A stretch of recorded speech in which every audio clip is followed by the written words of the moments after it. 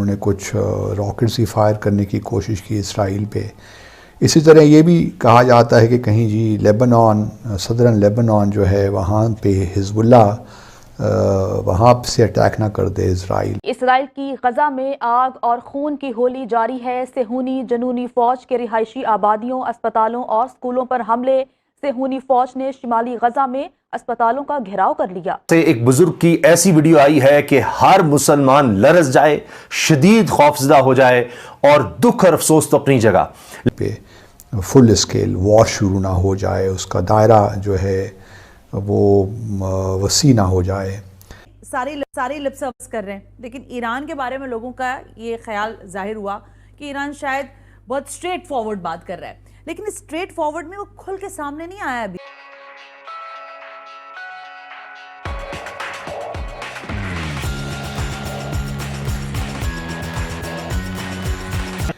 جیسا کہ ہم جانتے ہیں کہ پچھلے کئی دہائیوں سے امریکہ اسرائیل کو تقریباً $4 بلین کی جو ہے ملٹری اسسٹنس دے رہا ہے، اور بلکہ اب تو پریزیڈنٹ بائیڈن نے کانگریس کو کہا ہے کہ ایک بل بھی پاس کریں جس کے تحت اسرائیل کو تقریباً $14 بلین کی امداد دی جائے گی، ملٹری ایڈ ملے گی، اسسٹنس.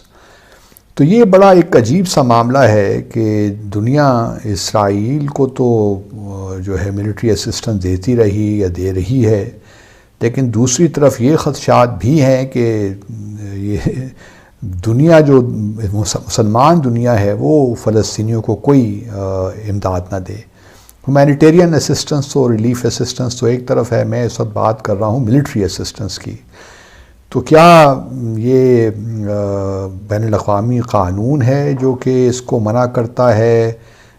کیا معاملات ہیں کہ ایک آکوپائر ہے اور ایک آکوپائیڈ ہیں. آکوپائر کو تو یہ حق حاصل ہے کہ وہ دنیا بھر سے عسکری امداد لیتا رہے، لیکن جو آکوپائیڈ ہے اس کو یہ حق حاصل نہیں ہے. لیکن ایسی بات ہے نہیں، یہ تو نیریٹو بلڈنگ کی بات ہے. ہاں، وہ کس پرسپیکٹو سے کہاں کھڑے ہیں اور آپ کہاں کھڑے ہو کر چیزوں کو دیکھ رہے ہیں، یہ سارا معاملہ اس طرح شروع ہوتا ہے. دیکھیے، جہاں تک اسرائیل کا معاملہ ہم سب جانتے ہیں کہ اس نے فلسطینی زمین پہ قبضہ کر رکھا ہے، اور خراج تحسین پیش کرنا پڑتا ہے علامہ اقبال کو، قائد اعظم محمد علی جناح کو، کہ انہوں نے اس وقت بھی اس چیز کو دیکھ لیا تھا کہ اگر کہ اس وقت اسلامی ریاست وجود میں نہیں آئی تھی، لیکن ان کو معلوم تھا کہ اگر یہ ریاست غیر آئینی اور غیر قانونی طور پہ اس کا وجود آتا ہے یا ہوتا ہے تو یہ پوری دنیا کے لیے امن کے لیے خطرہ ہے. تو سوال یہی پیدا ہوتا ہے کہ کیا مسلمان دنیا فلسطین کی جو جد و جہد ہے یا ان کو وہ آرمز سپلائی نہیں کر سکتے، ان کی جد و جہد میں مدد نہیں دے سکتے؟ اس کے بارے میں عالمی قوانین بڑے کلیئر ہیں، بلکہ ایک ریزولوشن بھی ہے جو کہ میرے خیال میں ہے 3246.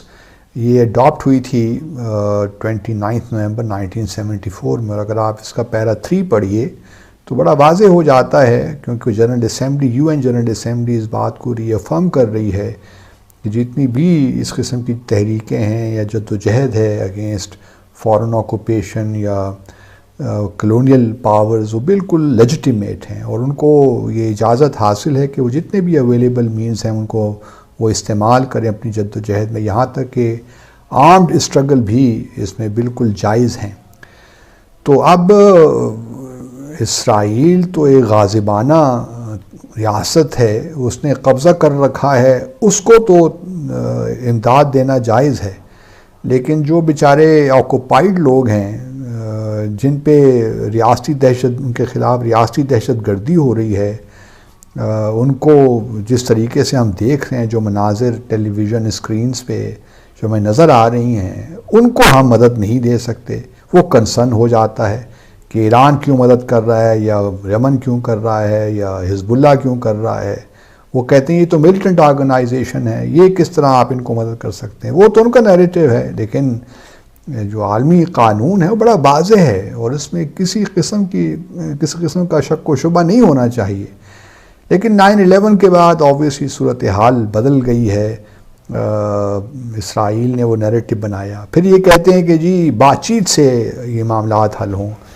بابا بات چیت بھی تو کر رہے ہیں نا پچھلے کتنے سالوں سے. اوسلو ایکارڈز جو آپ نے کہا کہ ہم 2 اسٹیٹ سلوشن کی طرف جانا چاہتے ہیں یا ہم فلسطینی ریاست بنائیں گے, تو کب وہ بنے گا؟ 1993 سے آپ دیکھ لیجئے نا کتنے سال ہو گئے ہیں, 40-50 سال تو ان معاملات کو ہو گئے ہیں. تو آپ نے کیا کیا ابھی تک؟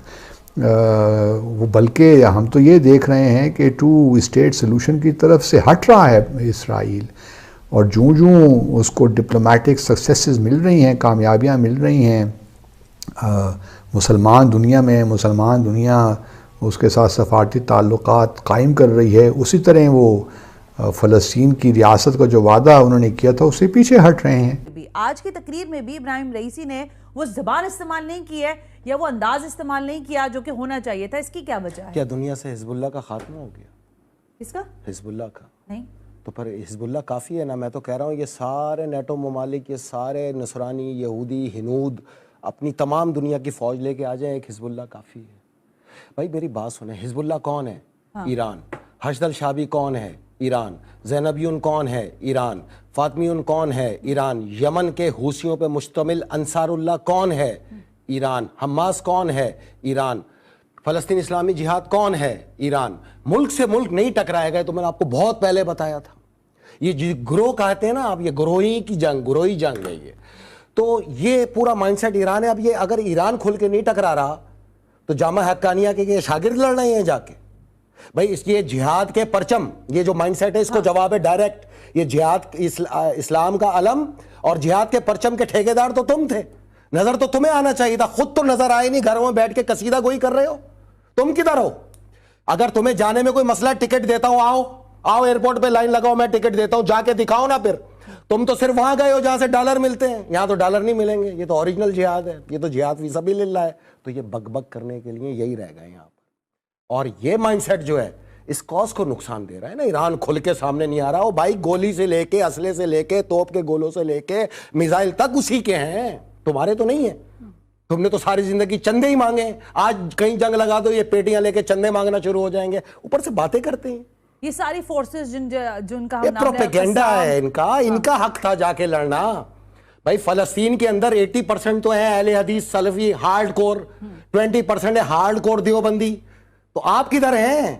آپ بتائیں نا اپنے بارے میں, آپ کدھر ہیں؟ اچھا آپ یہاں پہ دمبے پھوڑ رہے ہیں, آج تک مشٹنڈے بن گئے کھا کھا کے جہاد کے نام پر.